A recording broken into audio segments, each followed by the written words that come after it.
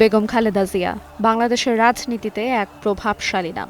তিনি দেশের প্রথম নারী প্রধানমন্ত্রী এবং বাংলাদেশ জাতীয়তাবাদী দল বিএনপির চেয়ারপারসন হিসেবে দীর্ঘ 4 দশকের বেশি সময় ধরে জাতীয় রাজনীতিতে সক্রিয় ভূমিকা পালন করেছেন। ১৯৪৫ সালের ১৫ আগস্ট অবিভক্ত দিনাজপুর জেলার জলপাইগুড়িতে জন্মগ্রহণ করেন বেগম খালেদা জিয়া। শৈশবে পুতুল নামে একটি সাধারণ পারিবারিক পরিবেশে বেড়ে ওঠা এই নারীর শৈশব ও শিক্ষা জীবন কাটে দিনাজপুরে। যিনি জানতেন না একদিন তার নাম জড়িয়ে যাবে বাংলাদেশের রাজনৈতিক ইতিহাসের সঙ্গে। পরবর্তীতে তার জীবনসঙ্গী হন স্বাধীনতার ঘোষক ও শহীদ রাষ্ট্রপতি জিয়াউর রহমান। ১৯৬০ সালের ৫ আগস্ট সেনাবাহিনীর তরুণ ক্যাপ্টেন জিয়াউর রহমানের সঙ্গে খালেদা খানম পুতুলের বিয়ে হয়। স্বাধীনতা যুদ্ধে নেতৃত্ব দানকারী চৌকস সেনা কর্মকর্তার স্ত্রী হয়েও বেগম জিয়া জীবনযাপনে ছিলেন অতি সাধারণ, একেবারে বাঙালি গৃহবধূর মতন। তবে ১৯৮১ সাল একটি নির্মম হত্যাকাণ্ড বদলে দেয় তার জীবনধারা। জিয়াউর রহমানের শাহাদাতের পর দলের সিনিয়র নেতাদের আহ্বানে তিনি রাজনীতিতে সক্রিয় হন। ব্যক্তিগত শোককে শক্তিতে রূপ দিয়ে তিনি যুক্ত হন বাংলাদেশ জাতীয়তাবাদী দল বিএনপিতে। প্রথমে দলের ভাইস চেয়ারপারসন, এরপর চেয়ারপারসন হিসেবে নেতৃত্ব দিয়ে অল্প সময়ের মধ্যেই বিএনপিকে একটি শক্তিশালী গণতান্ত্রিক রাজনৈতিক দলে পরিণত করেন। বিরোধী দল বা জনগণের প্রতিপক্ষ নন, সরকারি দলের রাজনৈতিক উদ্দেশ্য হাসিল এবং হত্যা, গুম, নির্যাতন চালাবার হাতিয়ার হিসেবে আপনারা ব্যবহৃত হতে পারেন না। দলের দায়িত্ব নিয়ে বেগম খালেদা জিয়া গণতন্ত্র পুনরুদ্ধারের জন্য সর্বাত্মক আন্দোলন শুরু করেন। ১৯৮৩ সালে স্বৈরাচার এরশাদ বিরোধী আন্দোলনে গঠিত ৭ দলীয় জোটের নেতৃত্ব দেন তিনি।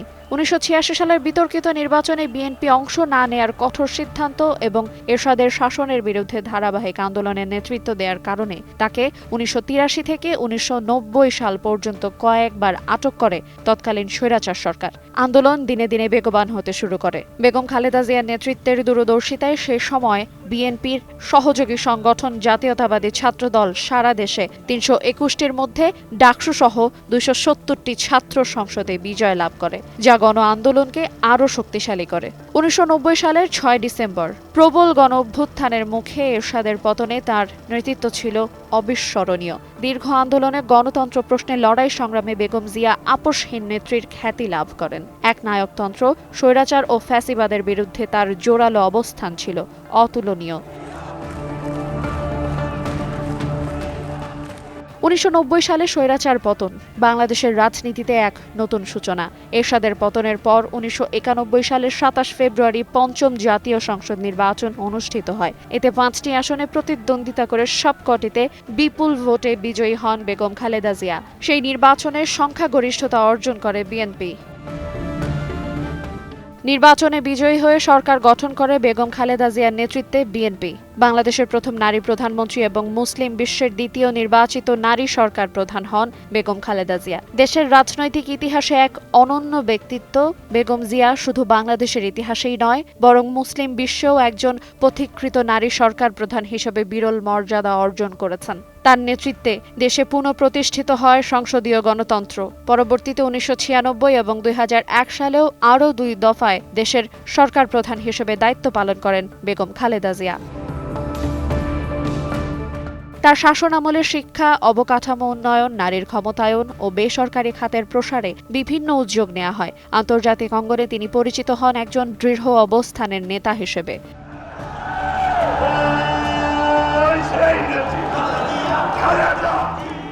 শেখ হাসিনার দীর্ঘ কর্তৃত্ববাদী শাসন আমলে কখনো অন্যায়ের কাছে মাথা নত করেননি বেগম খালেদা জিয়া। জেল জুলুম ভোগ করে লড়ে গেছেন শেখ হাসিনার অপশাসনের বিরুদ্ধে। অবিচল ও আপোষহীন থেকে লড়াই চালিয়ে গেছেন গণতন্ত্র, সুশাসন ও আইনের শাসন প্রতিষ্ঠার সংগ্রামে। ২৪-এর ছাত্র জনতার গণ অভ্যুত্থানে শেখ হাসিনার পতনের পর নির্বাহী আদেশে মুক্ত হন বেগম খালেদা জিয়া।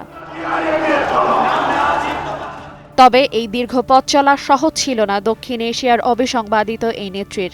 রাজনৈতিক সংঘাত, মামলা ও কারাবাস সব মিলিয়ে কঠিন সময় পার করেছেন তিনি। সময় গড়ানোর সঙ্গে সঙ্গে শারীরিক অসুস্থতা তাকে সক্রিয় রাজনীতি থেকে দূরে রাখে। তবুও দলীয় রাজনীতিতে তার প্রভাব আজও অনস্বীকার্য। একজন নারী, একজন প্রধানমন্ত্রী আর বাংলাদেশের রাজনীতির এক দীর্ঘ অধ্যায়। বেগম খালেদা জিয়া কেবল একজন রাজনীতিবিদ নন, তিনি বাংলাদেশের নারী নেতৃত্বের ইতিহাসেও একটি শক্তিশালী অধ্যায়। দীর্ঘ রাজনৈতিক জীবনে তিনি নানা চ্যালেঞ্জ ও প্রতিকূলতার মুখোমুখি হয়েছেন, তবুও দেশের গণতন্ত্র, ভোটাধিকার এবং রাজনৈতিক বহুত্ববাদ রক্ষার প্রশ্নে তার অবস্থান তাকে সমর্থন ও অনুসারীদের কাছে এক দৃঢ় প্রতীকে পরিণত করেছে। সেই সঙ্গে দেশবাসীর কাছে পরিচিতি পেয়েছেন জাতীয় ঐক্যের প্রতীক হিসাবে। তার জীবন ও কর্ম দেশের রাজনৈতিক অগ্রযাত্রায় একটি গুরুত্বপূর্ণ অংশ হয়ে থাকবে। আইরিন আয়াত, সময় সংবাদ।